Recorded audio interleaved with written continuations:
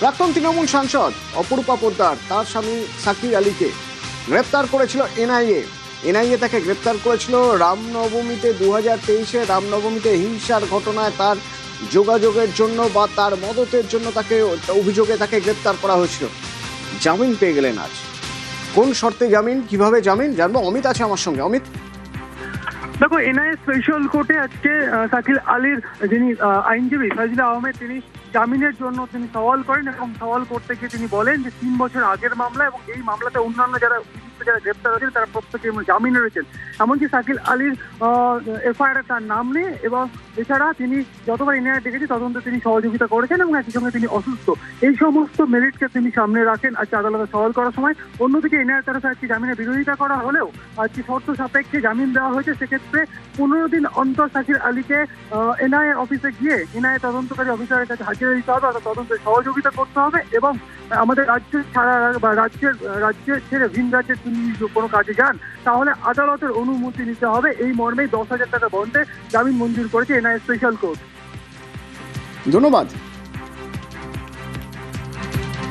আমি অনেকগুলো গ্রাউন্ড বলেছি, যে গ্রাউন্ডগুলো হচ্ছে যে 3 বছর কেস ইনভেস্টিগেশন চলছে কিন্তু কোনো ডেভেলপমেন্ট নেই। দ্বিতীয় হচ্ছে সবাই বেলে আছে, সবাই যখন বেলে আছে 3 বছর যখন ইনভেস্টিগেশনে কোনো ডেভেলপমেন্ট নেই এবং ইনি এই ভদ্রলোক যতবার ডেকেছে ততবার এনআইএ অফিসে গেছেন এবং কোঅপারেট করেছেন, যেখানে কোঅপারেশন করেছেন এবং সেখানে এবং উনি অসুস্থ মানুষ, অসুস্থ থাকা অবস্থায় কোঅপারেট করেছেন।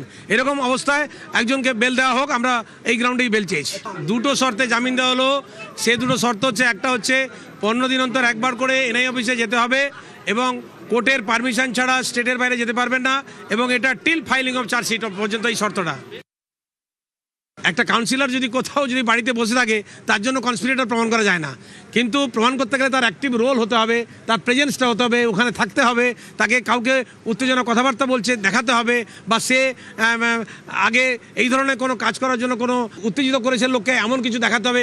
কোনো উত্তেজনা করেছে এমন কোনো কিছু দেখাতে পারিনি। কাউন্সিলর এলাকায় থাকবে না কি হবে, কিন্তু কাউন্সিলর কখনো তাকে উস্কেছে একটা লোককে এমন কিছু দেখানো নেই।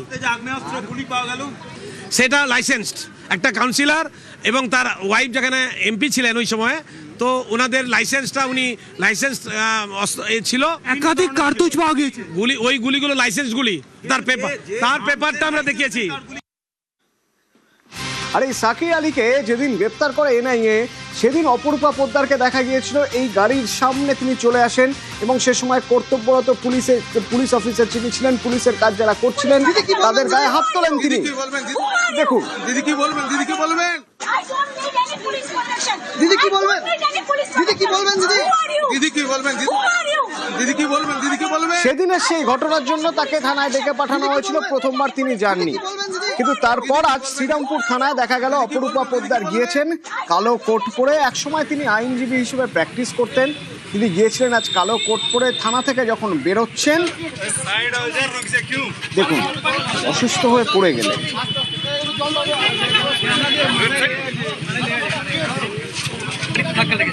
কি হয়েছিল তার?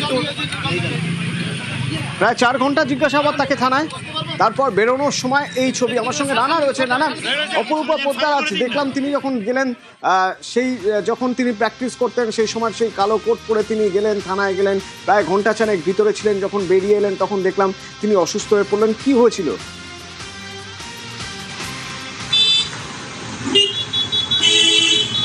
হ্যাঁ দেখো অতনু, প্রায় দীর্ঘ 4 ঘন্টা ধরে তাকে ম্যারাথন জিজ্ঞাসাবাদ করেছিল পুলিশ।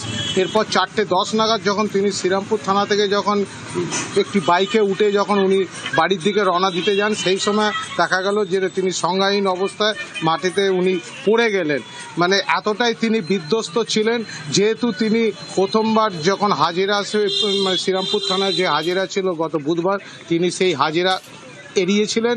এরপরে যখন আবার আস্থার হাজিরা ছিল, ঠিক সময়ের নির্ধারিত সময় 12:05 তিনি আসেন, কিন্তু দীর্ঘ প্রায় 4 ঘন্টা 10 মিনিট ধরে পুলিশ তাকে জিজ্ঞাসাবাদ করার পর তিনি কিন্তু অনেকটা বিধ্বস্ত অবস্থায় বেরোচ্ছিলেন।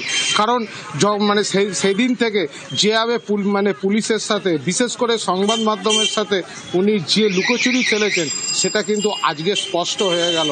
কারণ যেটা মানে পুলিশের তদন্তকারী অফিসাররা তাকে দীর্ঘক্ষণ ধরে যে জেরা করেছিল, মানে যে সমস্ত প্রশ্নগুলো ছিল যে সেই দিন যে উনি মহিলা পুলিশ কর্মীর সাথে দুর্ব্যবহার করেছেন একজন প্রাক্তন এমপি হয়ে, কেন সেদিন ঘটনাটা মানে ঘটিয়েছিলেন, কি তার উদ্দেশ্য ছিল।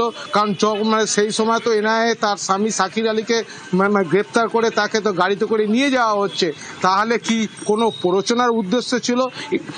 ঠিক এইরকম নানান প্রশ্নের কিন্তু উনি জর্জরিত হয়ে পড়েন এবং যে প্রশ্নের উত্তর কিন্তু সঠিকভাবে পুলিশের কাছে তিনি দিতে পারেননি।